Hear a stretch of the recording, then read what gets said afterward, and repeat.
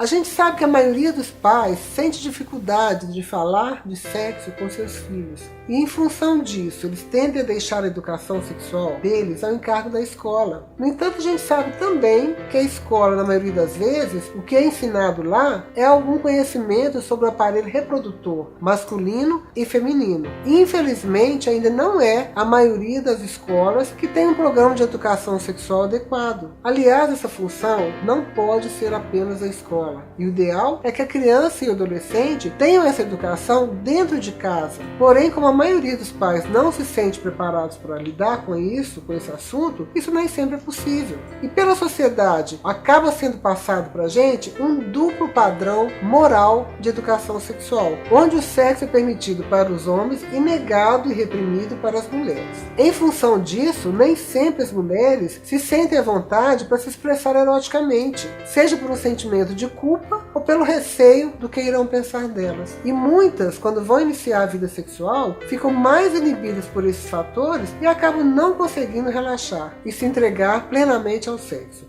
A educação sexual deveria dar ênfase muito mais ao prazer, ao desejo, ao afeto, às necessidades emocionais e psicológicas, à autoestima, à autoconfiança, do que simplesmente a reprodução e as necessidades físicas. Deveria ser muito mais de falar na sexualidade, que envolve tudo isso, do que de sexo apenas. Ou seja, falar muito mais dos aspectos afetivos e emocionais e não apenas de aparelho genital. A gente tem que entender que falar sobre sexo e sexualidade não erotiza as crianças e muito menos antecipa o início da vida sexual delas, como alguns pais pensam. Muito ao contrário, falar de tudo isso protege a criança e o adolescente, até mesmo de situações e de possíveis abusos sexuais. Ela passa a ser uma criança informada e mais consciente do que está acontecendo com ela. E além disso, quando a criança sente que pode falar abertamente com os pais sobre esse assunto, caso ocorra qualquer situação de assédio ou de abuso sexual, ela se sente à vontade para conversar com os pais. Então, o que nós vemos na prática é justamente o contrário. Crianças que são colocadas nessas situações de assédio ou de abuso sexual, na grande maioria das vezes por familiares, como por exemplo um tio, um primo, um irmão mais velho e até mesmo pelo seu próprio pai,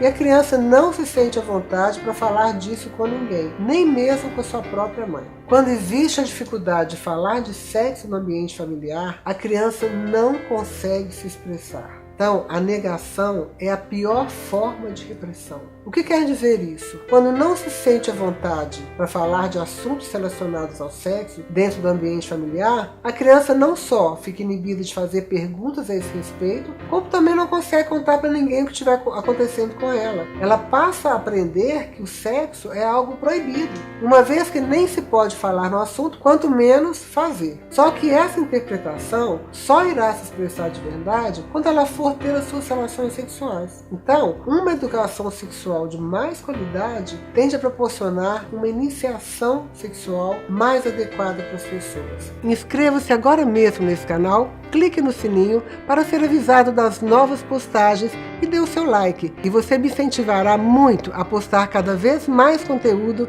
de grande valor para a melhoria da sua vida íntima e do seu relacionamento. A gente se vê nos vídeos por aqui.